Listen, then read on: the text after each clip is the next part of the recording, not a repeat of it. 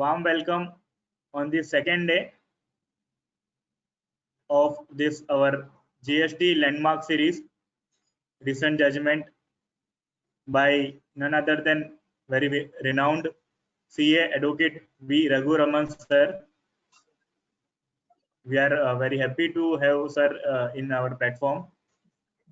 Without wasting much time, would request Bafna ji to as a formal introduction for some new joinees for day 2 to have a formal introduction of Raghu Raman sir. Over to you, Bafna ji. Thank you, Viraj. Thank you, Raj, for giving me an opportunity to all this warm welcome of renowned personality on GST expert, CA advocate Raghu Raman sir, who is very qualified and experienced in a legal matter before appearing courts as one of the stalwarts in indirect taxes litigation in the country, which are very important to determine the tax liabilities and landmark for other litigation matters as the standard. He is a very brilliant academic career holder at all the top institutions of the countries like CA, CS, ICWA, and law. And he is also a regular writer in national magazines, journals on GST and FEMA, etc. He is a visiting faculty at renowned institutions like IMA and ICAI. He is also a committee. He has been also a committee member of the indirect taxes of ICAI, and he is also an author of the books on GST and international indirect taxes. So we welcome again such a great personality on this platform. Most welcome, sir. All welcome. Thank you, Bafna ji. We recognize presence of Yatish Varnekar, CA Yatish Varnekar from Goa. We also recognize the presence of immediate past president of GSPTM, CA Pradeep Kapadia sir. So with this, would like to now request Raghu Raman sir to start the today's session. Thank you. Thank you. Thank you very much. Now we go on with continue with our session from yesterday. We saw several constitutional and other issues yesterday. Continuing in this series, now we'll look at the transitional issues which have got the attention of several courts. Let me begin by telling you my thoughts on transitional issues. Unlike taking a fresh credits, which are contained in section 16 onwards of the GST, transitional credits has been housed under a separate chapter. The objective of any transitional issue is simply this, that from 1st of July 2017, when we start paying taxes on our output goods and services, whatever is in stock should be given credit and should be allowed as an offset, because that would preserve the principles for why GST was introduced, and that is to avoid the cascading effect of taxes.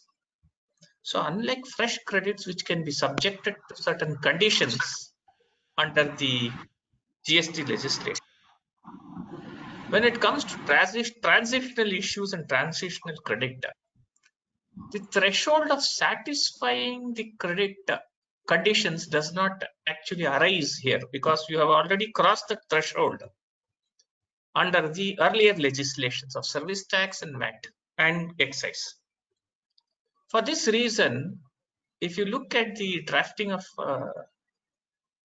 the transitional mechanism, section 141 actually very specifically says we are registered under the earlier legislations, you can simply carry forward the credit. It's an extremely good provision, and there is no reason why we should be actually fighting over transitional issues. But given our department's penchant for creating issues when there are none, we are having several issues in transitional credit, and still it is unresolved. When I have appeared in so many of these issues, there are errors which are committed by the assessee. There are errors committed by the department. The biggest error that the department has created is that the mechanism itself was not working properly. And once the mechanism was not working properly, they've brought about a funny set of regulations, which, especially the rules, which says that initially the transitional credit was to be taken by 27th of December. You were allowed to file a return and a revised return by that date. I am finding it very funny, this kind of provisions, that you have the same date fixed for original return and revised return.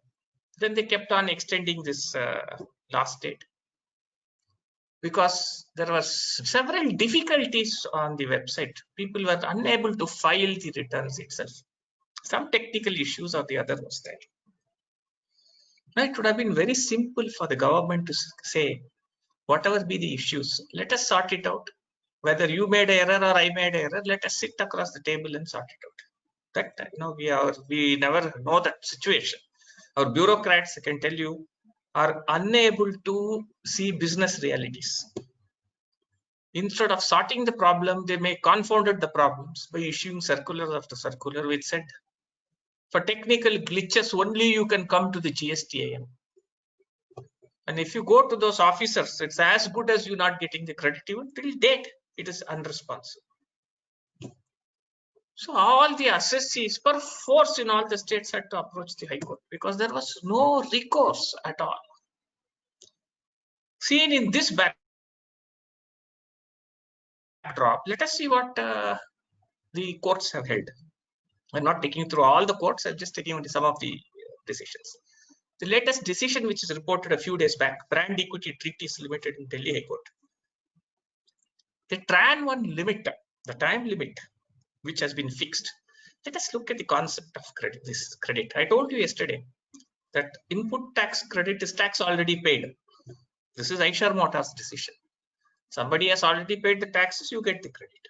So under the service tax regime, somebody has already paid the tax, you took the credit, you carried forward the balance. So it's a substantive right. This right cannot be denied for procedural reasons. These are all simple things which the government should not be insisting and harassing the assessees. I am not unable to understand this line of thought which is being presented in the High Courts. If you please see the arguments that take place in the High Courts, anybody will laugh at what the department is saying. Literally, they will laugh. But this is the state of affairs. Let us look at the Delhi High Court judgment. What did they say? Delhi High Court recognized the fact that several problems have come because of several issues that are coming in. They said that the credit which is accumulated gets vested on the date of introduction of GST. And therefore, it's a constitutional right under 300A of the Constitution of India. What they meant by this was not a new finding of the Delhi High Court or a new conclusion of the Delhi High Court. It was there in Siddharth Enterprises of Gujarat High Court, which we will discuss. The Karnataka High Court also had taken the same view that this is a vested right. Punjab and Haryana High Court had taken also this view. Essentially, that whatever GST you have paid under the earlier regime, you can carry forward because it's a substantive right. Now, where there was some difference between the Delhi, the Gujarat, the Bombay High Courts. If you see, Bombay High Court has already taken a view, so I have not put it here. Bombay High Court has taken a view that the rules under 117, the time limits under 117 cannot be said to be directly. They are sacrosanct, and therefore, if you are not taking the credit, you should make out a case. That is the Bombay High Court's view. That's the only High Court which has taken an adverse view to the assessee. All other High Courts are taking a view which is in favor to the assessee, in the sense that when it comes to the time limit, Bombay High Court said you cannot, extend the time limit as and when you wish. Gujarat High Court took a view time limits are always directory when you look at the substantive right, and you should not use the time limit as an excuse to deny the input tax credit. In fact, the transitional credit, I won't say input tax credit, transitional credit. Karnataka High Court also took the view that in view of the state of affairs of the government website, the credit should not be denied and it should be carried forward. Delhi High Court took somewhat of a middle path. They said, yes, the time limit is directory, but that doesn't mean that the time limits can be stretched on and on. Let us keep the general law of limitation time limit, because this time limit which was prescribed as in 117, the Act never had any reference to time limit. So because the Act did not have any reference to the time limit and they made some amendments in the law, Delhi High Court said we will take the time limit that is there as per the law of limitation, and all assessees who have not taken the credit or have not been able to file the returns for whatever be the reasons, you will be allowed to even file it manually, but you will be allowed to file it before 30th of June 2020. Now, if the government were fair, if any government which has fairness as its basis should have simply accepted this decision and told the rest of the country, yes, we accept the decision of a high court, a sensible high court, we allow you to file. Rather than do this within few days, they enforce certain provisions of the Act which says that the time limit as may be prescribed under the Act now gets enacted. And therefore, Rule 117, which prescribes a time limit, now has a statutory backing because of this so-called retrospective amendment. So the question that arises is, let us assume the Act itself says a time limit is prescribed. Forget the rules. Act itself says a time limit is prescribed. You don't file within that time limit because of some problem or the other, can the credit be denied? In my view, you cannot deny a substantive credit for a directory provision which sets out certain time limits. I'm acutely aware that the time limits under Section 11B of the Excise Act have been said to be sacrosanct by several courts in this country. But that is for claiming refund of taxes, where you have to be vigilant. This is a transitional credit where you are introducing it for the first time, and there are teething problems both at the government end and the assessee end, because the assessee himself does not know what is going on, and I don't blame him for it. So therefore, these time limits, irrespective of you having fixed it statutorily, if you were to fix it even statutorily, in my view, it is still directory in nature, and credit can still be taken.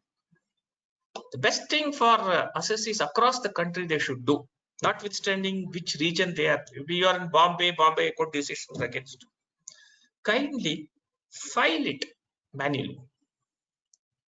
Please take this Tran 1 form, fill it out manually, put one letter and file it. File it with your respective whichever, if the person does not accept it, send it by registered post acknowledgement due or speed post, and close this chapter. This will, as far as you are concerned, you would have filed this. Now it is up to the department to say whether they want to accept this or not accept it. That is my solution. This Delhi High Court case law is a good development in the transitional credit scenario. And I think even now the government should be a little more flexible on this. They should not keep on denying assessees genuine credits which are just carry forward. Actually, you're not, they're doing no favor to you. Whatever credit you had earlier, you're just carrying it forward.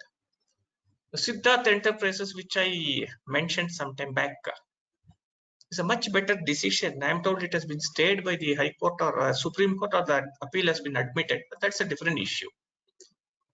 If you look at the Siddharth Enterprises case, which forms the basis of several judgments, this one and the advert technologies of Punjab and Haryana, they very clearly said that denial of credit will lead to cascading effect, and therefore you should not deny the credit first of all. This is the principle that should have been used, and therefore they took a view that Rule 117, which fixes a rigid time limit, will be violate of 1419 and 300A. If you look at Advert Technologies Private Limited, I would think that everybody in this would have read this decision. It's a wonderful decision where the Punjab and Haryana High Court specifically say mistakes could have occurred because of the government or the assessee. Whatever be the reasons for the mistake occurring, denial of a substantive right should not take place. And they set out the Siddharth judgment in detail and say that the credit should be allowed. So in my view, the solution now also is clear. Kindly file it manually if you have not taken any credit. Supposing you want to revise it, you are not able to revise it because the system doesn't allow you access. Please fill a Tran1 form manually, have it filed in your respective ranges, and then you fight it out. That is a better solution for the clients who are suffering because of this issue. Now let us look at the Madras High Court decision in Sutherland Global Services. Of late, you will find number of decisions of the Madras High Court which are clarifying several aspects of the GST law and have understood the law so well that they are able to bring out certain fine nuances which should have been noticed by the government. But the government, as you know, the brokerates, as you know, they mislead the politicians. They don't want to give the credit. You look at this simple case. You have accumulated education cess, secondary and higher education cess, which were all there under the earlier regime. Now, under the GST regime, you are not allowed to carry forward because it's not even mentioned as eligible credit. Unfortunately, these kind of amendments, whether they are in force or not in force, or they're going to be brought into force, these kind of statutory provisions take away settled principles. This accumulated credit, lapsing of credit, taking away credit, this was the subject matter of decision in the Madras High Court. In Sutherland Global, they said very clearly that if a credit has accumulated, you must allow it to continue. Matter is, not to allow the credit would mean that the entire right which is vested gets wiped out. And therefore, of course, they went by the fact that the statutory amendments were not brought into force. But still, I believe that this decision will hold good to say that an accumulated credit should be allowed to be carried forward and set off. This is another good decision. How you will set it off, because the system itself doesn't allow it properly, means that each jurisdiction will have to go to the High Court to get this sorted out. You just see the cost which is being incurred by the assessee. Every assessee has to go to the respective High Courts to asking them to follow the Madras High Court decision. It is wholly avoidable. The government itself can bring in changes to accept all these things. Traders were denied credit. This was one of the first petitions I had an occasion to appear before the Bombay High Court. I could not succeed in the Bombay High Court because they said the condition of 1 year, which is fixed under 143 subclause 4, is constitutionally valid. But the same arguments, I'm happy to say, were taken up in the Gujarat High Court in the Philco trade. And Philco trade said, yes, you could not, this 1 year time limit given to registered these traders. This is unconstitutional and you cannot block a vested right. Now, as you know, that Gujarat High Court judgment has been stayed by the Supreme Court, and the Supreme Court will have to decide whether Gujarat High Court is correct or Bombay High Court is correct. capital goods credit, unfortunately, if you see this, Gujarat High Court took an adverse view. If you look at the provisions of the GST law, it was introduced on 1/7/2017. There was a window for inputs which were getting transported. You could take the credit during the GST regime within a particular time limit. No such provision was there for the capital goods. So it was questioned by the assessee, who said, inputs that are dispatched before 1/7, I'm allowed to take the credit, even if they come after 1/7. Why are you not allowing it for the capital goods? Fortunately, the Gujarat High Court held capital goods is always treated distinctly from inputs, and therefore classification disallowing the credit for capital goods can be upheld. There is no need for you to follow the same formula for the inputs. Unfortunately, the Gujarat High Court did not see the definition of input tax credit which is appearing in CGST Act. If you look carefully at input tax credit definition, section 16 definition, there is no mention of input capital goods, input services. The definition of input tax does not mention these categories. It's only provisions relating to blocking of credit, etc., where you have all these restrictions. 16(2) does mention inputs and input services, but for different purposes. The eligibility for taking input tax credit does not depend on these three definitions at all. It simply says you can take input tax credit if they're used in the course of furtherance of business matter ends. An input tax credit specifies what are the taxes. Taxes payable on goods and services. It does not talk of input services, capital goods. It simply says goods and services. So I think this decision of the Gujarat High Court, I hope they have taken it to appeal. I do not know if that has been done. It doesn't seem to have been reported. But if they have not done it, it's bad luck. But in my view, this decision of the Gujarat High Court and RSPL is not correct.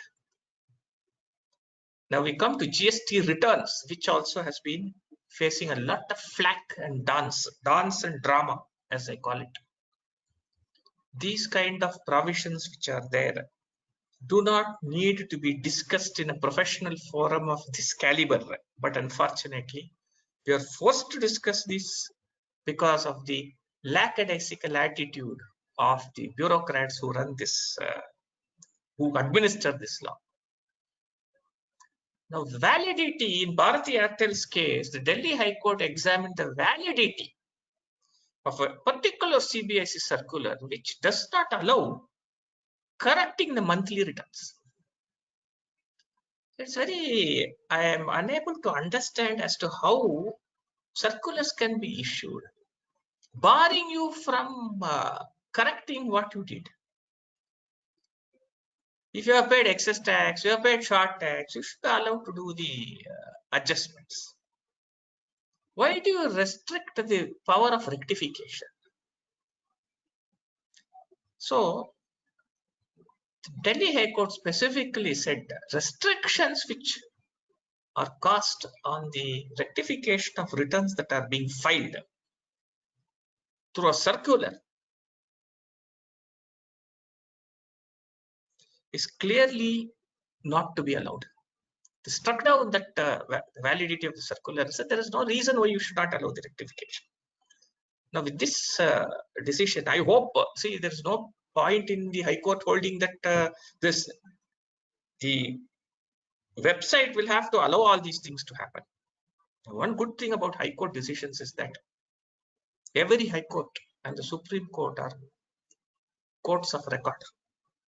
That means under Article 2 and 5, if you see, the courts of record means they can punish people for contempt, not only of themselves, but for judicial authorities below them. If the Delhi High Court decision is not followed by the GSTN routine and the circular is not withdrawn, concerned officers can be punished for contempt of court. And let me tell you, in this country, irrespective of whatever reformation theory you have in the penal law, the best medicine that works for all people is always the power of contempt. The moment the power of contempt is invoked, all the authorities fall in line and start following and start doing their duty. Otherwise, they don't do it. I'm just hoping that if the GSTN and other things are not amended to fall in line with this Delhi High Court judgment, this we will have the Delhi High Court invoking its contempt power shortly.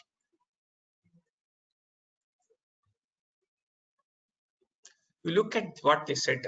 Correction mechanism is critical to sustaining successful implementation of GST. Consequently, petitioner is permitted to rectify Form GSTR 3B for period to which the error relates. These are all things which the government of the bureaucrats should do it. I do not know why we should go rushing to the High Court to get these kind of directions. And this was a case where excess cash balance was paid. And only way that it can be done is to rectify the returns which are being filed. Now, this is a very famous case. All of you would have read about it. AAP and Company, where GSTR 3B. The issue here is this 16(4), this input tax credit specifically says that you can take credit within September next. That is, let me give you an illustration. For this year, 2020, ending 31st March 2020, for the year April 2019 to March 2020, if you have missed any credits, you can take the credit before the September 2020 returns of date. So you're given a good amount of 6 months at least for you to take any missing credits. The provision says September returns or annual returns, whichever is earlier, but normally your annual return date itself is December. Of course, that also has got extended over the last so many years now. Nevertheless, you have at least 6 months time after the close of the year by which you can take the credit.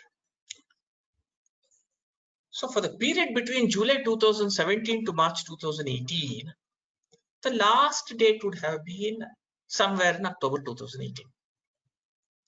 Now, it was a contention of the assessee that Section 39 talks of returns to be filed. Those returns are GSTR 3.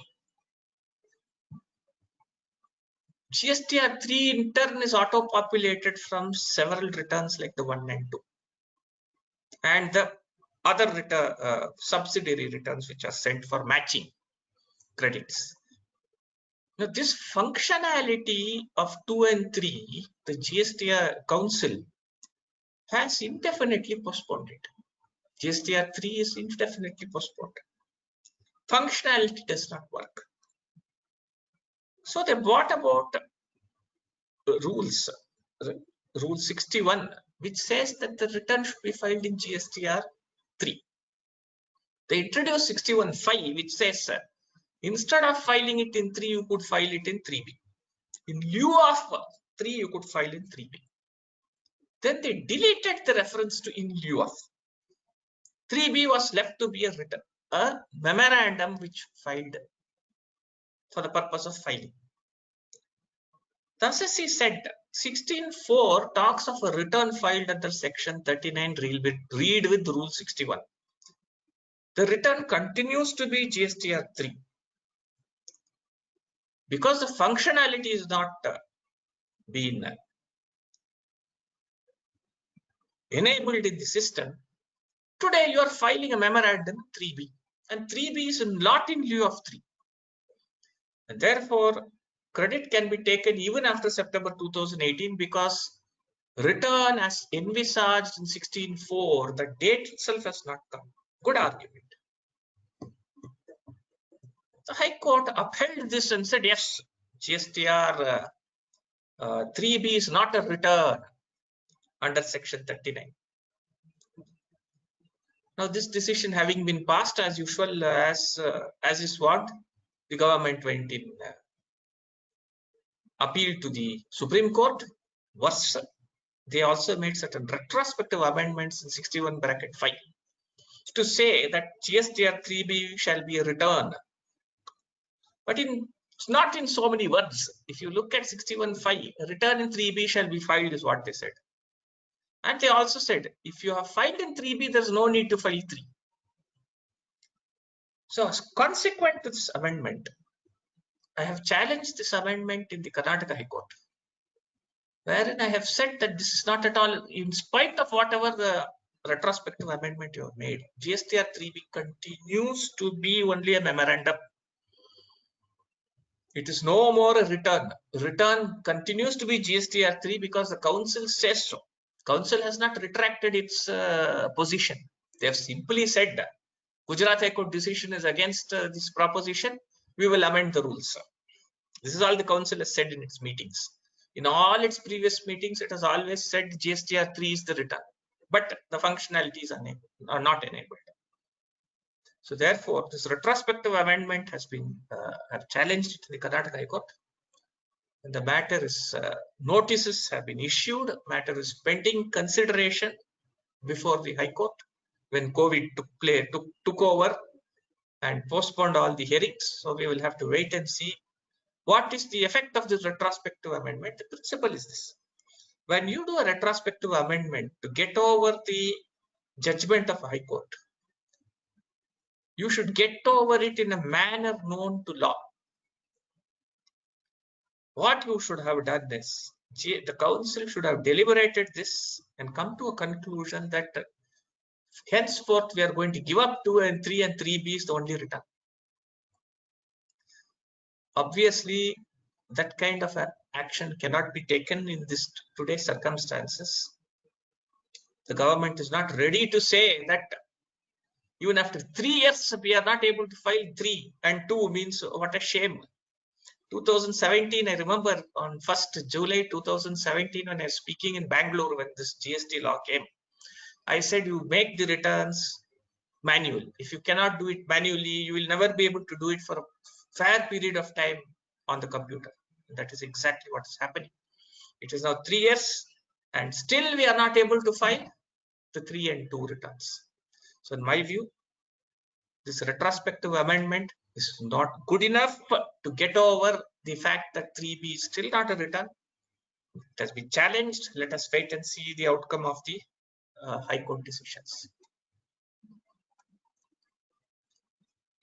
Once again, the Gujarat High Court to the rescue, where they said the old principle. I will not get too much into this.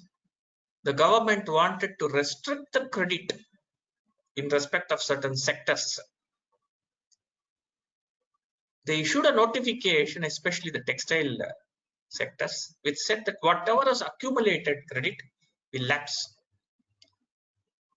Up to 1st August, you could have taken the credit. Whatever credit is there, that credit will lapse and you will not be able to get back that credit.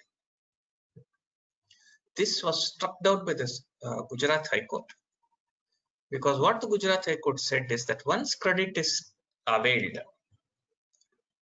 that credit becomes indefeasible. It's a very important terminology. This is used by the Supreme Court. Credit availed is indefeasible. You cannot, through a notification, restrict the credit, which is already available.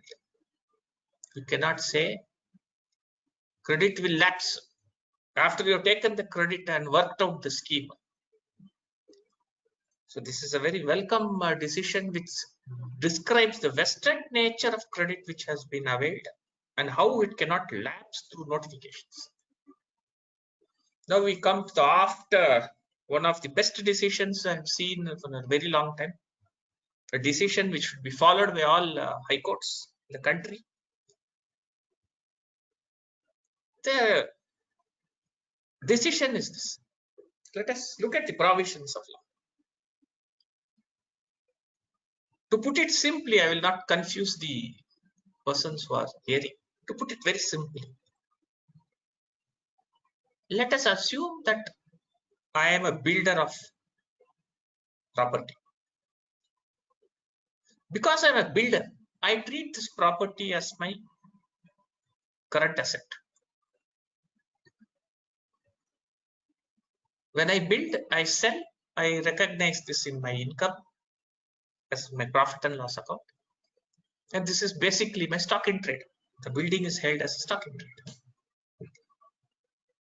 In such cases, the Act says credit can be taken up to the date when I am having the occupation certificate, after which what they call as completion certificate, and after which credit will not be allowed. However, if I treat this building as my capital asset and capitalize it in my books of account, it's a block credit under Section 17. So if you look at it, let us assume that I am building a commercial property. If as I am building, I sell it, it becomes my current asset and I am unable to take credit. Let us assume I am not selling it. I keep it in my books, capitalize it, but I rent it out. When I rent it out, on the rent, I'm paying GST. So in Safari retreats, the assessee questioned in the Orissa High Court, how can you discriminate between two people? One who capitalizes and one who treats it as current asset. What is the logic? Both are paying GST. One pays GST on the property. Another pays GST on the rentals. What difference does it make? After all, just by capitalizing, you mean I should lose the credit. Beautiful ground taken before the High Court. Well argued by the counsel. Of course, senior counsel was there. He's a renowned man. Very well argued. The High Court said this went under Article 14. See, the scope of Article 14 is so wide that what you think cannot be challenged can be challenged. So this principle here is when two people are placed equally, you cannot treat them unequally. This is the principle. Equals cannot be treated unequally. Unequals cannot be treated equally. Both principles will apply. So you see, Mupil Nayar's case, Kunnathat Mupil Nayar's case, AR 1961, you will find this decision where people who are unequal were treated equally. This is a case, Safari retreats. It's a case where people who are equal, that is those who are both the categories of people who are paying GST, but they're treated unequally. One person is given the credit, one person is not given the credit. And the reason is he has capitalized his books of account. What is the rationale? What is the objective? So the High Court read down Section 17 and said, even if a person constructs a building and rents it out, still, even if he rents it out, he will be in a position to take the credit. Now you may question me and ask me, what happens tomorrow? This is a oft asked question by all assessees and their consultants. What happens tomorrow if the Supreme Court reverses this decision? What will happen? Now let me tell you my views on this. As far as the credit is concerned, credit will have to be reversed if Supreme Court tomorrow says Safari retreats judgment is wrong. No doubt about it. As far as penalty is concerned, taking of credit based on a High Court judgment, the assessee cannot be penalized at all because he has a bona fide belief that the High Court judgment has given him relief. This is when I say High Court judgment, the High Court judgment of Orissa, till there is no contrary judgment of the High Court across the country, will apply to the entire country. You look at the decision of the Bombay High Court in Godavari Devi Saraf's case, 113 ITR. What the Bombay High Court says is this. If there is a decision of the High Court, all tax authorities across the country will be bound by it, unless in their own jurisdiction, there is another decision of the High Court. For example, let us say that in Karnataka, I have an adverse decision. Then the authorities in Karnataka can take a view only in consonance with the Karnataka High Court decision. They will not follow the Orissa High Court decision. But today, there is no contrary decision of any High Court on this point. Orissa High Court is in favor of the assessee. Therefore, all tax authorities across the country are bound by it. So therefore, penal provisions cannot be invoked. Third aspect, what happens to interest? I have often told in several webinars, the provisions relating to interest cannot be enforced in this country because of poor drafting of Section 50. Section 50, if you look at it carefully, as far as input tax credit is concerned, Section 50 bracket 3 only applies. And Section 50 bracket 3 talks of only interest where there is a mismatch in credit. This is not a mismatch in credit. This is as a result of your interpretation which you're taking. There is no statutory provision for levy of interest if you take the interest wrongly or rightly based on your own interpretation. 50 bracket 3 only talks of mismatch of credit, which if there is a mismatch and you're taken, then interest is paid. So in my humble view, you are quite safe taking the credit based on, say, safari retreats, except for reversal of credit if there is an adverse decision by the Supreme Court. As far as interest and penalty are concerned, both are not enforceable. Penalty cannot be levied. There is no provision in the entire, I repeat, the GST does not have a provision for claiming interest. I'm glad to tell you this, that on the issue of demand of interest, we have filed a writ petition before the Karnataka High Court and got stay. One of the challenges in that petition is that there is no provision for charging interest on input tax credit unless there is a mismatch. And if there is no mismatch, there can be no demand of interest. This is one of the grounds we have taken. One has to see how it progresses at the Karnataka High Court.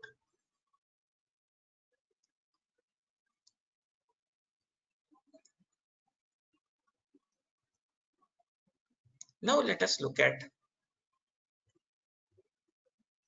a very a decision where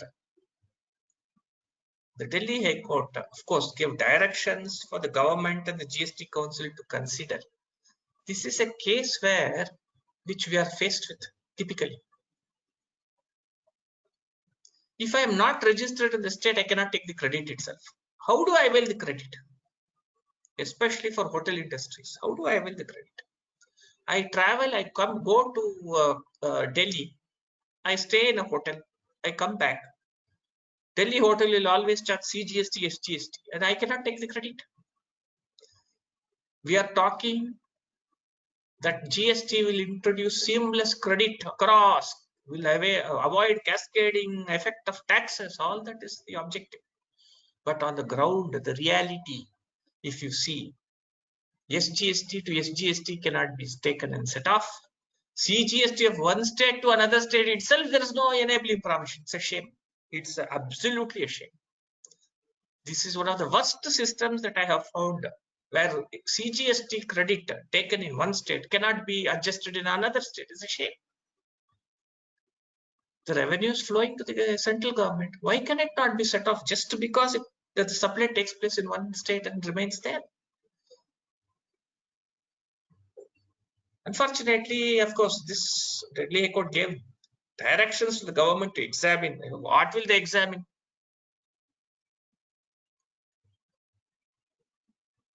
Now we come to exports. Some good decisions are there, where if you see the Ahmedabad, again the Gujarat High Court takes several judgments of the Gujarat High Court where they allow the refund provisions to be enabled Several petitions are also pending before the Gujarat High Court on section 54, the input, what they call is the what they call when the input side, the tax, the inverted duty structure, as they call in technical language. It means that on the input side, tax is higher than on the output side, leading to accumulation of credit. There are several judgments that are pending before the High Court of Gujarat. 89.5 has been challenged because it gives a formula. Let us look at this. It gives a formula which restricts it only to the input tax credit, leaving aside the input services and the capital goods credit. The section 54, however, does not refer to all these things. There is a dichotomy between section 54 and rule 89, and therefore the Gujarat High Court is seized of it. The Mumbai High Court is seized of it. They have given notices have been issued. This is not final decisions. Notices have been issued. This will have to be argued further. Now let us come to adjudication and penalties. I will leave out this interest on, let me look at interest on delayed payments. Karnataka High Court has taken a view that already LC Infrastructure's infra projects case, that before you demand interest, a show cause notice should be issued under section 73 or 74 as the case. So it is mandatory that a notice should be issued. You cannot simply give a love letter and say pay the interest so much. It's not possible. So therefore, before issue of demanding interest, you should issue show cause notice. Of course, in this case, the very challenge to interest was not laid out. I told you that there is no provision for interest as regards input tax credit. But let us look, is there a provision for payment of interest, for delayed payment of tax, output tax? This is a very funny situation because 50(1) says interest is payable at the rates notified if there is a delay in payment of taxes. Perfect. 50(2) says the mechanism for calculation of the interest will be such as may be prescribed. Now, if you look at the terminology as may be prescribed, section 2(87) of the CGST Act says, as may be prescribed means prescribed by the rules. Now, if you go read into the rules, interest has been prescribed only for certain provisions like 42, 43, certain other provisions. There is no prescription or the calculation of interest. The methodology has not at all been mentioned in the rules. 1. 2, a funny situation arises. From what date you will calculate interest? Because all that section 39 says is this: you have to pay tax before the return is filed, but it does not say when. There is no, in tax laws have to be interpreted strictly. There is no implication in tax laws. You cannot say that the date of the return we can take for the purpose of calculating interest. That is very good for economics, not good for tax laws. In tax law, if you want to charge interest, the date from date to should be specific. If it is not specified, it would mean that the law is unenforceable because the machinery provisions are absent.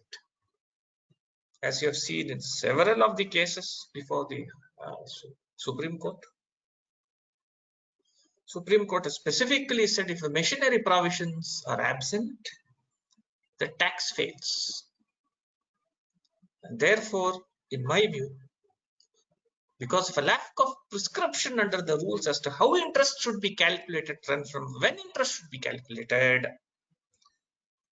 the very levy of interest on your output also can be challenged. This decision of the Karnataka High Court, you have parallel High Courts, Jharkhand High Court, Madras High Court. which says that you cannot recover interest without issuing notice. 1.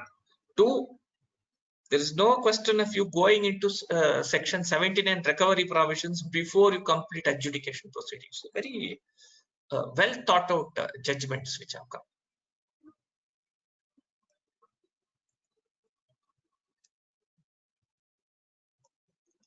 We have seen this AAR businesses.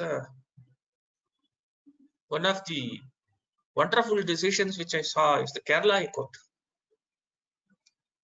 AAR across the countries have been taking a view that determination of the place of supply is not within our scope, because 97(2) lists out certain aspects only which can be gone into by the AAR. As far as place of supply is concerned, AAR cannot go into this. A petition was filed before the Kerala High Court in Sutherland Mortgage Services, where they said that there is no mention of place of supply in 97(2). Does it mean the AAR cannot go into it? The High Court took a rather broad view of this and said, our economy requires foreign investments. Regulatory framework and taxation laws should be made easy. Therefore, if you restrict the AAR from deciding on place of supply issues, it does not fit in well with the objective of the CGST and SGST Acts. And held that even though there is no express provision there, it's quite clear that the AAR can decide these things. And the High Court can interfere in these matters. If you look at it, maybe the High Court was right in saying that the AAR mechanism should decide several issues. But where I think the High Court should have been careful is this. Today, the AAR consists of only executive authorities who owe allegiance to the state government. So the place of supply question comes up in Karnataka, between Karnataka and let us say Kerala. If I go to the authority in Karnataka, he is likely to be biased in favor of Karnataka. If I go to the authority in Kerala, he is likely to be biased in favor of Kerala. So can an authority appointed by the respective state governments decide something impartially is a question which we have to think about. And that is the reason why, when we discussed yesterday, I told you that the Rajasthan High Court has issued notice of the very constitution of this AAR. AAR, I think, like the government is planning to have a judicial services academy, this AAR business should be taken into the judiciary, and they should have a mechanism where judicial officers sit in every state and decide AAR. In that case, what happens is that place of supply also can be entrusted to these people, and they will be in a position to decide the place of supply rules without any bias. They will not owe allegiance to any state legislature. They will decide it irrespective of which state it belongs to.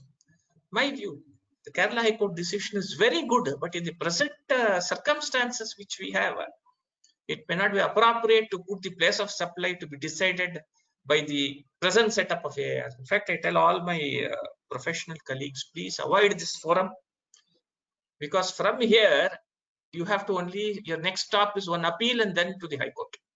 And when you go to High Court, let us see what Bombay High Court has said.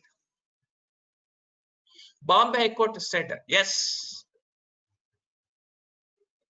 we are not an appellate mechanism from the AAR. We will interfere only if the decision-making process is wrong. But if the decision itself is wrong, we will not interfere. They may have so many reasons for it. In my view, if a decision is wrong, substantive error is there in the decision. It goes against some settled law of the High Courts or Supreme Court. It goes against the very fundamental nature of the GST law. Since I don't have any appeal mechanism at all, I should not be penalized. This Bombay High Court judgment, which says we will only look into the procedure followed and not the actual decision, does not help the assessees in any way. If the authority's ruling is wrong, he should have a forum. He should have a forum for redressal. And even if that forum for redressal follows the Bombay High Court ruling saying we will not interfere unless the decision-making process is wrong, the scope becomes very, very narrow. Therefore, in my view, this decision of the Bombay High Court restricting the scope of authority for advance ruling, judicial review and authority for advance ruling, itself requires a review. Or I would tell my brethren across the country, my CA brethren and advocate brethren and other tax practitioners, please refrain from going to this authority for not adverse rulings, authority for advance rulings. Don't go there. Please avoid it. Go through your normal adjudicating mechanisms. You are going to get some relief somewhere along the line. Now, the detention of goods has caused a lot of heartburn across the country. This 129 and 130, there I have prepared the slides over here and it will be shared with you. Landmark decision of the Gujarat High Court in Synergy Faticum game, where they said many things. They said 129 and 130. What is this 129 and 130? My view, 129 should be read down or struck down. Why? It creates an alternate mechanism for adjudication without any safeguard. Let us say conveyances, I send certain goods from Karnataka to Mumbai. On the way, let us say it is intercepted. Intercepting state, let us assume, says you have not paid the tax. They will bring out some frivolous thing. Your e-way bill classification should have been this, it is something else. Or you have made a clerical error in the e-way bill. You have made, it's not matching with your invoice. These kind of errors, if you see, is not enough to detain and seize goods. If 129 is going to be read that it will allow the revenue to detain the goods for silly errors and tax plus interest plus penalty will be recovered from the person without the proper adjudications, what happens to the tax already paid? When I dispatch it from Karnataka, I would have paid the tax. Now you are holding those goods somewhere and you are asking me tax interest and 100% penalty as the case may be. This amounts to double payment of taxation, and before this matter is settled, it's going to be very difficult for me. What the Gujarat High Court said is, confiscatory powers under 130 can be used independent of 129, but you should record reasons why you are confiscating. What is the difference between seizure and confiscation? Seizure means you possess the goods. Confiscation means the title to the goods goes to the government, not just possession. The title itself goes after confiscation. So what the Gujarat High Court said is, you may take action under 130 without following 129. But if you take action under 130, you must make sure you record the reasons why you're taking such a drastic action of confiscating the goods. And for matters such as classification, etc., you cannot invoke 129 and 130. That's what the Gujarat High Court has said. Therefore, in my view, it is their right. In some respects, they may not be right in some respects, but that's a judicial decision. We have to respect it. In my view, 129 and 130 should have been challenged as being unreasonable because They are creating a completely different adjudicating mechanism for silly errors. In fact, they should bring about detailed guidelines in the form of rules, not the circulars. Rules should be made to say 129 and 130 will be invoked in A, B, C, D cases only. They will not be invoked in other cases. They should make these rules. I'll tell you where. They should, supposing you don't carry an e-way bill, when you are required to carry, yes, you should detain the goods. No doubt about it. Let us assume the e-way bill, the description of the goods itself doesn't tally. Yes, then you're entitled. Entitled, no problem. But let us assume you have classified the goods under some heading, and the person who seizes the goods thinks it should be classified under some other heading. This is not a matter which is for the seizing authorities to determine. It is something for the assessing authority in charge of my jurisdiction to ascertain. These kind of cases should be completely out of 129 and 130.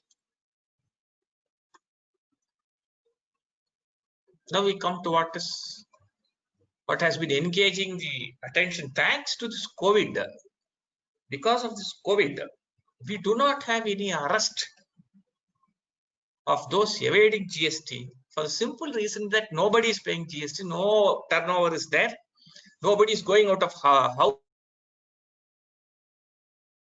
so virtually is in the house arrest. Even the officers are under house arrest now because of COVID, because they're hiding in their office or they're hiding the houses like all the other citizens. And therefore, these arrest provisions do not are of no consequence in the last 2 months ever since COVID came. But prior to that, they were a nuisance. The government would readily enter into the premises of the persons, and if they found, if their opinion there is a ground for arrest, so they will arrest. Now, if you see Ramana Reddy's case, the Andhra Pradesh High Court Division Bench said if there is a serious fraud, there is no need to adjudicate the matter. You can arrest the person and then subject him to other provisions of the Act.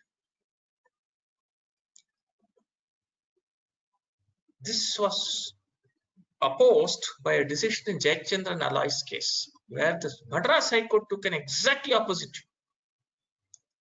They said that you cannot arrest a person unless you know that he has committed an offense. And how would you know he has committed an offense? You have to do an adjudication. Then only you can. So there are two diametrically opposite views. Ramana Reddy's case, this is what they said. To say that prosecution can be launched only after assessment was contrary to 132. Offenses mentioned 132 have no correlation to any assessment and adjudication. This is where they were wrong. Unless I know whether this man has really, what is the adjudication to be done? How can I know what tax is payable?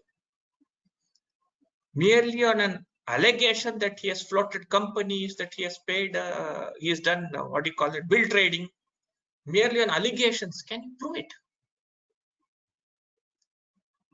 Offense is said to be created under 132 only when it is proved.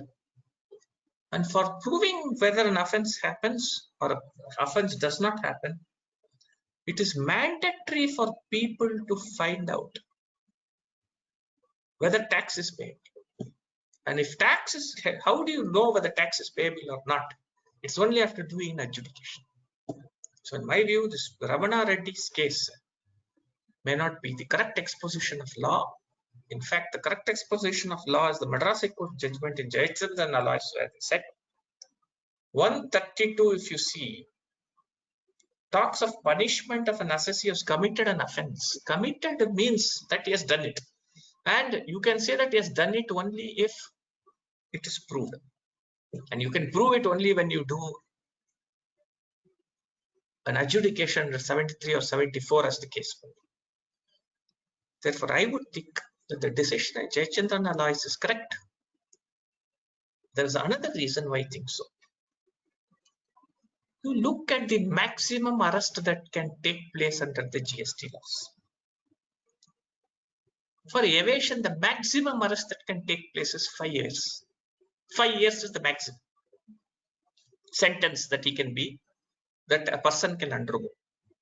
Now, if you look at 41A of the Code of Criminal Procedure,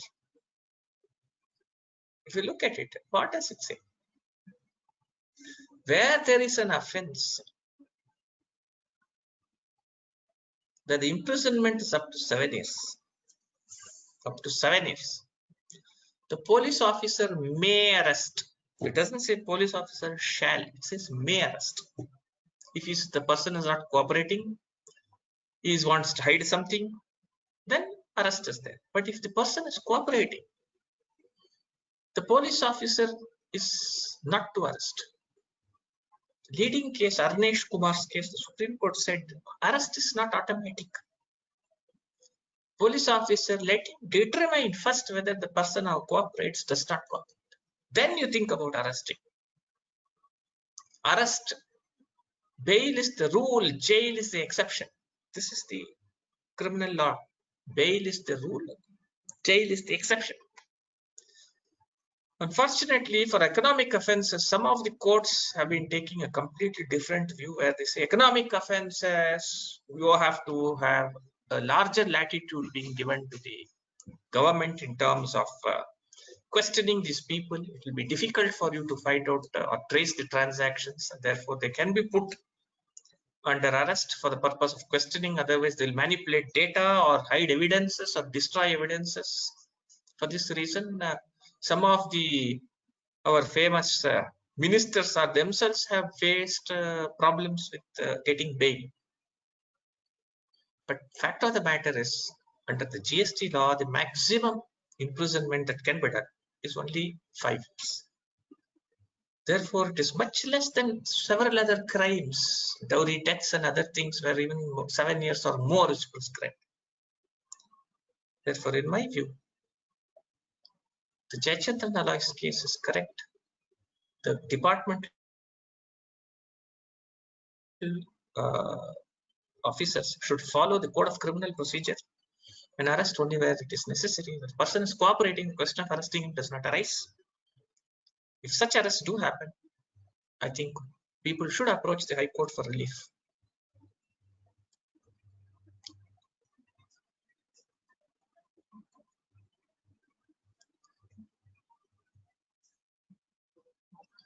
If you look at Akhil Krishnan Maggu, this case is very important because the Punjab and Haryana High Court laid out a very, very important point here, which I will read it out. Arrest of chartered accountants or advocates who have filed returns or otherwise assisted in business but are not beneficiary or part of fraud, merely on the basis of statement without any corroborative evidence linking professionals with alleged offense, should be avoided. That means to say, there could be several chartered accountants who are on a retainership with the clients. They may be filing the returns, just filing returns. They don't do anything else. They file returns, they pay taxes, they may recover that money from the client, etc., etc. What the Punjab and Haryana High Court says, these kind of professionals who assist in filing of returns, in advising, in consulting, but not part of the fraud, should not be arrested just because of a statement made by the person. So it is quite possible that the assessor may say, I don't know anything about this transaction, you should ask me CA. Unless the department has evidence, corroborative evidence to show that the chartered accountant or the advocate or other professional was also part of the scheme of fraud, the question of arresting these professionals does not arise. This is a very important decision which professionals should keep note of.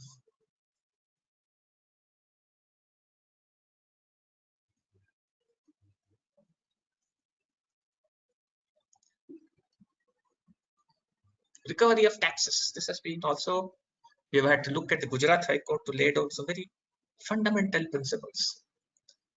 It was becoming the habit of our departmental authorities. The moment they suspect that there is a short payment of tax, they would immediately order the attachment to the bank accounts.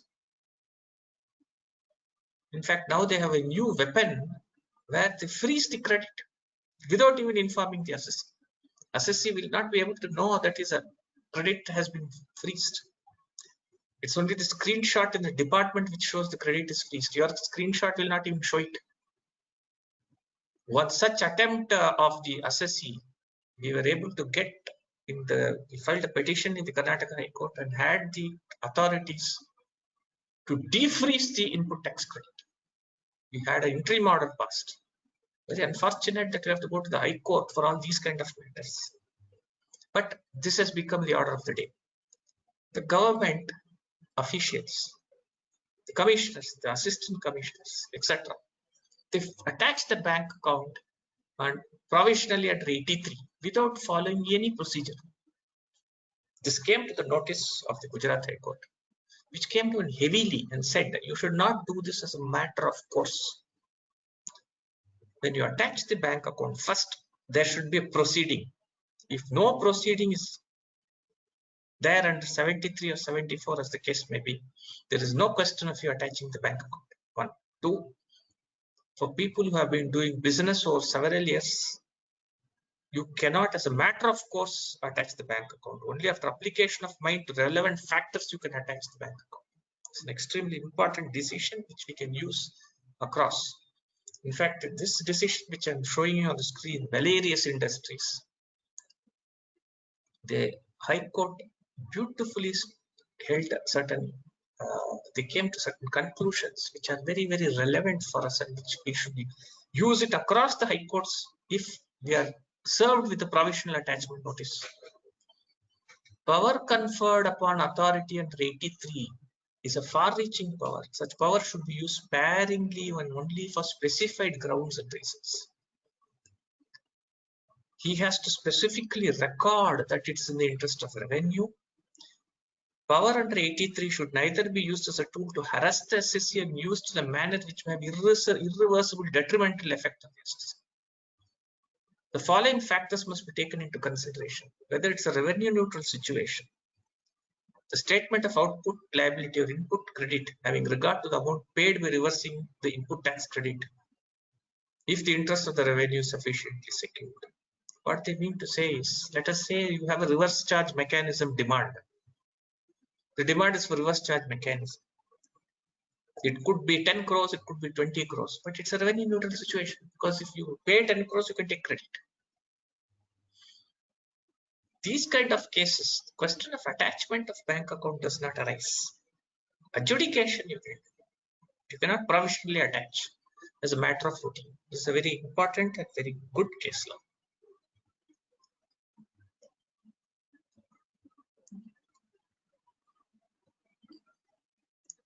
This is a very interesting question. What happens if the assessee pays IGST instead of CGST, SGST? If you look, you have specific provisions in the law. Section 77 deals with these situations. But in spite of that, the Kerala High Court took a very broad decision and said, the department, you can do this adjustment yourself. Why are you asking the assessee to pay the tax and claim refund again? Please do the adjustment yourself. I hope all the other high courts of this country would follow this particular decision, Saji and others versus Commissioner of the State. With this, I will conclude this session a little early. I will go back to one of the slides which I skipped, but I will take now. Let us look at jurisdiction of officers. That is one thing which I did not take during this course of the session. I had kept it for the last.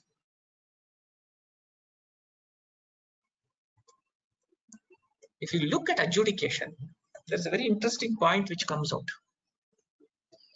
Can adjudication be done by several officers? Can notices be issued by several officers? No, the Calcutta High Court and if you look at the Chhattisgarh High Court has said it is quite possible for several authorities to look into, issue notices, do adjudication because they're all empowered officers. So it's quite possible for the Director General of Service Tax to do an investigation and the Commissioner to adjudicate. again another man will come. He may also investigate. Now, this kind of proceedings, is it possible? Can I be subjected to multiple proceedings, irrespective of the decisions of the high courts? We must look at one principle. Can I be vexed for several such assessment proceedings more than once? In fact, in the customs law, there is a decision of the Supreme Court in Saeed Ali's case, where the Supreme Court specifically said this. They examined whether the terminology proper officer includes all officers of the department. Customs law had a section 28 where only a proper officer can issue notices, and those proper officers are specified. Supreme Court said if notices and adjudications are to be done by proper officer, only they should do this, not all. One. Point number two, if more than one person is involved, several officers are involved, it will cause administrative chaos. This is what the Supreme Court said. To overcome this decision, they inserted subsection 11 in section 28 to say that whatever notices were issued earlier are also by proper officers. But the ratio of the Supreme Court decision is this. You cannot have assessments being done parallelly by number of officers. One assessment, one officer. The matter ends only once you can do. So if power is vested with several persons parallelly and they're parallelly exercising these powers, in my view, it is perfectly possible for the assessee to challenge this in the High Court and say, I am being subjected to 2 or 3 parallel investigations and 2 or 3 parallel assessment proceedings. It should be quashed. You cannot be vexed twice in respect of the same matter. If an assessment is to be done by one person, he has to do it. You cannot have parallel assessments taking place or parallel harassments taking place. So keep this in mind. There are decisions, even before the Supreme Court decision in Saeed Ali's case, there were decisions of the Andhra Pradesh High Court, Balaji Rice Oil Mills, where they said subjecting a person to multiple proceedings at the same time is violative of Article 14. You have a Kerala High Court decision, Shivaramakrishna's case, which followed this Balaji Rice Mills, where all this says the same thing. It will be violative of Article 14 if this were to be done. So therefore, you examine whether several parallel proceedings are being done, and then subject these notices to challenge before the High Court. If in appropriate proceedings you see more than one proceeding taking place on the same subject matter, let us say the CGST officer issues notice, SGST officer also issues notice. This will be a perfect case for you to go to High Court, get at least one of them quashed. You will continue with one which competent officer can do. It is not as if several officers can do assessment in respect of the same assessee for the same period. That is impermissible. There is one more fundamental lacuna that has taken place under the CGST legislations. If you look at section 3 and section 5, section 3 says certain officers can be appointed by the central government through notification. Section 5 says certain other officers can be appointed by the board and be vested with certain powers. Officers such as the principal commissioner, the additional director general, etc., the high-ranking officials are always appointed through a notification issued by the central government under section 3.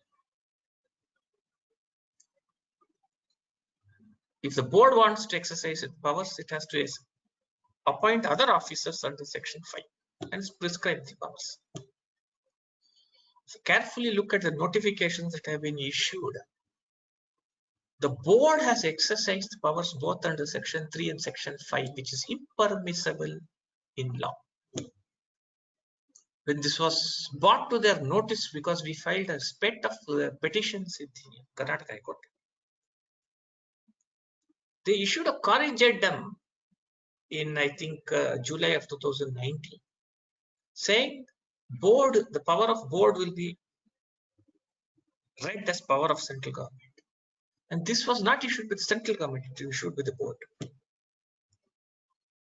They made a fundamental error. So if you actually look at it today, this point has not probably been argued at length before any high court. The officers have been appointed by the board. The central government should have issued the notification. They have not issued the notification. The corrigendum notification also has been issued by the board when it should have been issued by the central government. So there are some fundamental errors of jurisdiction that have been caused by the officers, by the central government, which have to be rectified. And if they don't rectify it, there could be possibly some more challenges coming in several other high courts. Now with this, I will, I think I had some questions also to be taken up in the earlier session, and whatever questions may come in this session, I now throw it back to the organizers. Sir, yes, there was one question of yesterday which we had deferred for Yes. today. I think we Yes, that yes. SEZ Can you repeat question. it, please? If Can you supply repeat it, to sir? if supply to SEZ is made without LUT and without charging GST, is he liable to pay interest? You see, first of all, SEZ supplies can never be brought to tax. Now let us assume that he has not taken the safeguards. Unless he has documents to prove that it is received in the SEZ and consumed in the SEZ. If he has those documents, then the supply to SEZ stands proved. Therefore, there's no problem for him in not paying the duty. As far as interest is concerned, I've already addressed in today's session how the interest provisions are not enforceable.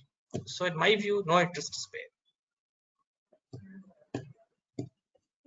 Sir, we have a question on, I think it is on Safari Retreat. Based on High Court judgment in the court in the case of resort, can we draw analogy and company manufacturing steel or cement can also claim GST credit on civil structures on the basis of final product manufactured is subject to GST? Beautiful question. In fact, you know, all this is going to cause a chaos. But in those cases, if you look at the section 17, the explanation says that plant and machinery does not include land, buildings, and civil structures thereof. So you have to challenge those provisions and then say how the credit cannot be given. What happens is land and buildings credit as on works contract under 17(4) is denied because they say that land and building is not plant and machinery. Using the same analogy in Safari Retreat's case, you have to challenge this in the High Court and say, ultimately, I'm paying the tax. I'm paying GST on the supply of goods. So you must allow me this credit. It is something, I would say it is better for you to say that the building that is there, if you can classify it as plant and machinery, in the sense that if you can show that it is specifically constructed for your purposes, then it is easier for you to claim the credit. Your Victory Aqua Minerals case, Supreme Court, please refer to it. This is in the domain of income tax. It's a controversial, issue. You have to try it in your respective high courts. Sir, there was one more question on the same topic. So I was just looking at it. I think what he's asking is if tomorrow Supreme Court. I have addressed this now. If Supreme Court sets aside all this, only the credit will have to be reversed. As I've already told, the interest and penalty will not be paid as it stands today. his question is, if Supreme Court upholds the thing, then can department retrospectively amend the law? That was his question. He's actually See, asking. department can retrospectively amend any law.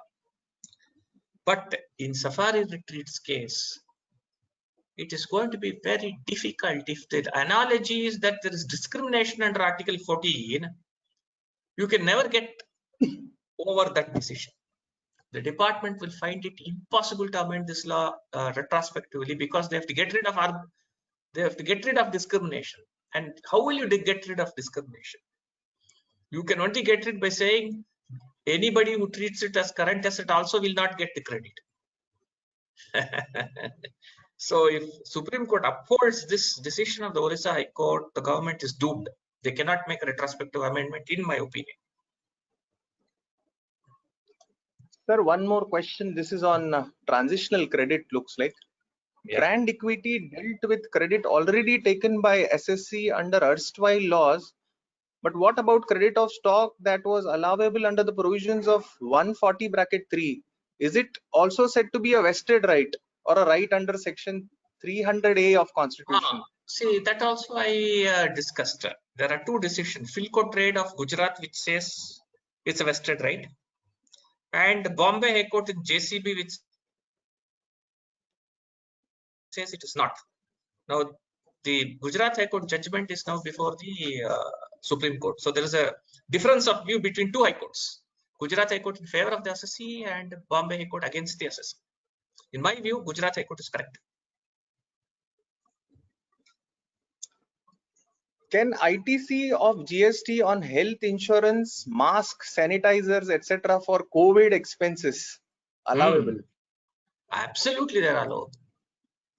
In my view, it is the course of furtherance of business. Otherwise, the employee will not even come into the office. And the Ministry of Health guidelines specify that this has to be worn. If you're seen in public without mask, you will be fined. That is the case. There is no doubt that you can take credit on this. These are not expenses of a personal nature, of a personal consumption of employees. These are measures being taken for the safety of the employees across the company. So if the company were to incur this expenditure, in my view, credit is absolutely allowable. No doubt about it. Sir, these next two questions I think you have addressed yesterday, but I'll just repeat. Contradictory judgments over payment under directors, I think RCM. That is all this advance authority for advance only, correct? Yeah, I think that we have addressed yesterday. I have addressed this yesterday. I am of clear view that directors, there can be no tax on those payments. This Murtuza is asking a similar question on this, but slightly he has got commission paid to director private limited exceeds 20 lakhs. Now GST applicable on it or not? If yes, I do not know why the commission is paid commission for dealing with some goods for the company. It's not the case. If that's not the case, after all, he gets some, as being occupying the position of a director is not something which is like a employee is except for managing director. It is not something that you do as a service for a consideration. It is more of a fiduciary capacity that you occupy. Director has a trusteeship function. So in my view, whatever he gets is for duty and not for service, for consideration. So it's my view. I know that it is controversial. I think there is no need for tax either on reverse charge or forward charge or whatever it is.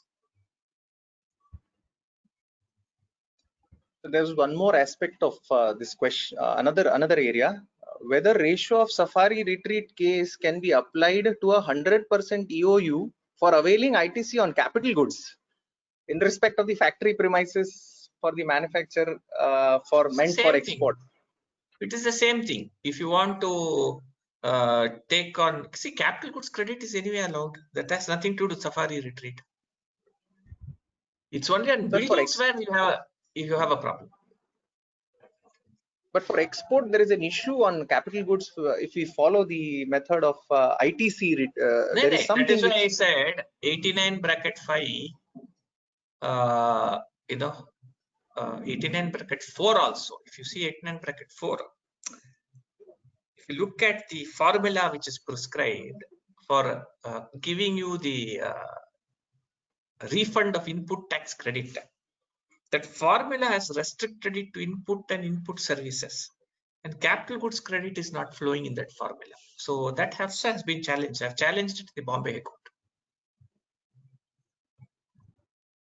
if GST paid twice on the same invoice for refund claim, whether the time limit of 2 years is applicable? You see, if the statute is struck down as unconstitutional, then all refund claims will have to be made only under the legislation. If it is however struck down as unconstitutional, then the tax is collected without authority of law, then you can make it even beyond the 2 years. Now, you will have to argue that this payment of taxes twice on the invoice is an unauthorized collection of taxes and challenge it beyond 2 years. I am not sure whether you will get a favorable judgment or unfavorable judgment. I'm not able to categorically tell you this, because there have been several decisions which says if you have made a mistake of fact,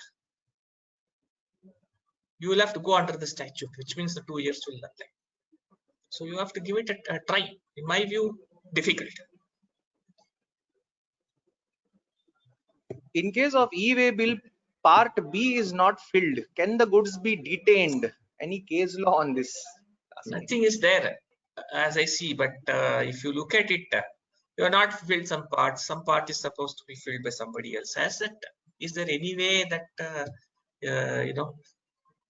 it means that the goods are traveling without the e-way bill? Can you not correlate it with the invoice? Invoice is there. So I am of the view that this 129 will have to be read down or struck down.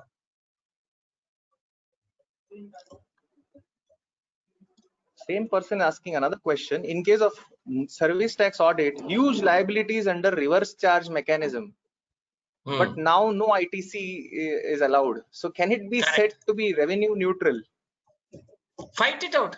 See, generally revenue neutral is being taken as a stance for limitation. That is for where the demands are beyond the normal period. Now, if a service tax notice is issued today, it is well beyond the period which is envisaged in the service tax legislation itself, probably.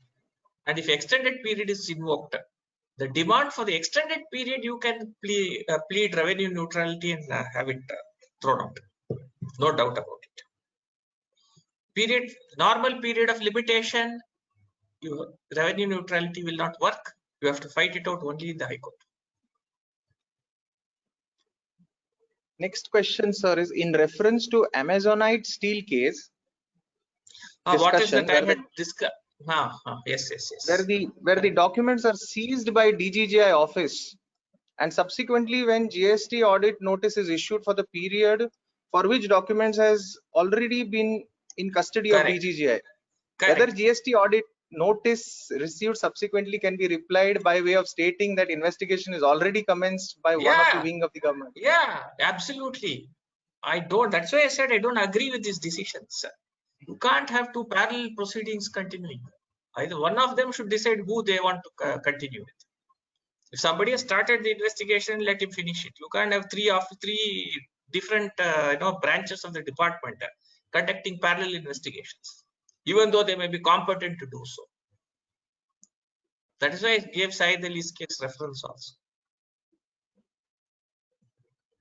In case of builder, the department is not allowing credit transfer through Tran 1 on account of inventory as WIP. They allowed to the extent of material stock. Yes. This is in the case of state. Completely what is your wrong. view? My view is very clear. File the Tran 1 credit with your whatever is there in WIP also. Please file it. And if they don't allow that credit, go to the High Court.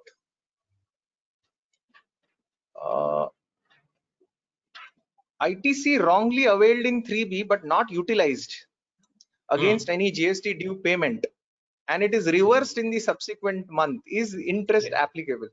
I have very clearly said interest is not applicable. I have given you the reasons in the speech also why interest is not applicable. Okay, I think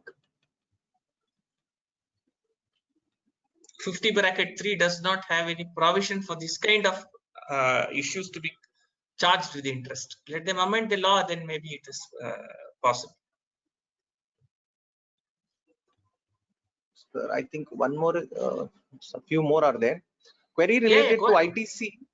Query related to ITC on building repair expenses in a manufacturing company. Are we eligible to claim ITC paid for purchasing goods related to building repair and maintenance, like I paint, don't see. cement? I don't see any bar in this. You can go ahead. Of course, you can go ahead. Though they say, repairs and maintenance in relation to those are the cars and other things. As far as building is concerned, supposing you have, let us assume a case where you have juice pipes which carry sugarcane juice for the purpose of manufacture of sugar. There is some welding to be done because some juice pipe is leaking. These you can take credit. There is no problem.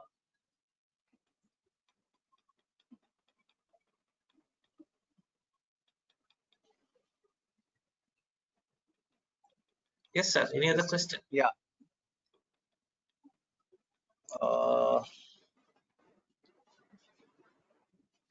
Sir, your views on CGST of other states and its eligibility in future days? My view is clear. Go ahead, take the credit. Go ahead, take the credit and fight it out because it's idiotic. See, service tax, wherever I paid, I could take credit. You look at the regime before, excise, wherever I paid, I could take credit. Service tax, wherever I paid, I could take credit. Why are you only disallowing the CGST for this purpose? I can't see any reason. CGST is collected anyway by the central government. Why are you, disallowing this? I don't see any logic in this. It has to be fought in the court. Sir, somebody is asking, as per the judgments of various high courts, what is the last date for Tran 1 physically to be submitted? Do it now. I'm saying before 36, you do it. Please file it manually. Please go ahead and file it manually. If the department refuses to accept it, send it by speed post. This is what I told you in the course of my speech. Please do it. All across the country, please go and file it manually.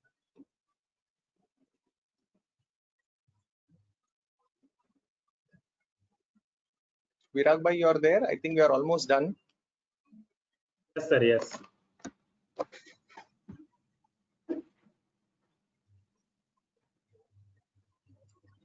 Sir, thank you so much, sir. Thank you. Yeah, Sir, we have immediate past president of GSPTM, CA Pradeep Kapadia. Okay. Sir is at present president of Jain Chartered Accountant Federation as well. Oh, very good. Sir, Pradeep sir, we have unmuted you, sir. Yeah. Would like to request your, Virag. formal vote of Virag. thanks. Virag, I think, can you hear me? Can you hear me? Yes, sir. Yes. Yeah. We can hear you, sir. Yeah. Thank you, Virag, for giving me this opportunity. Actually amazed after listening for 2 days to Raghu Ramanji, sir. His calmness, his clarity, I think it's tremendous. He has just opened up our mind and created what is more important is the confidence to fight with this GST laws which are at present, which is only working on the circulars and notifications and the ground realities which are being different from what it is. I think we require Raghu Raman sir, person like Raghu Raman sir, who can take the bureaucrats and GST to task and prevent them to from working on their own whims and fancies. Yes, AAR, that is the way he said, advanced adverse ruling it is. Don't go for it. I agree. Bail is a rule and jail is an exception. Yes, interest cannot be levied unless there is a mismatch. No parallel assessment and no parallel harassment. I think that's the way one has to work. And Akhil Krishnan's case regarding for the professionals, I think whatever Raghu Raman sir, I have no words to express. I can only say that whoever has attended this, nearly more than 120 attendees who have attended, I think they are real value addition to him, everyone. And I think everyone will now at least be calmed down the way otherwise the GST, which is working on the mind of people, really we are worried, to be honest. And being the president of GSTPM, I know how much stress and the pain that every practitioners are going on. But I think after listening to you, you have really calmed me down also. Let me tell you, sir. Thank you. Thank you, Thank sir. you very much. And all the organizers who have really brought, sir, I think we had met in Bangalore in our regional, this is RRC, Residential Okay. Refresher Course, Yes. where you have Yes. come, sir. Yes, Okay. where Yes. Yes. and when I saw your name, I was so happy, sir. And now after listening, I'm really more happy. Thank you very much, sir. And Thank I you, think sir. we also will start now enjoying GST. Thank you. Please start enjoying the GST because you shouldn't cry over it. I think the way you laugh it out and you go on banging the desk and really enjoying it, I think we have to learn from you. Thank you, sir. Thank you. Thank you very much. Thank you so much, Pradeep sir.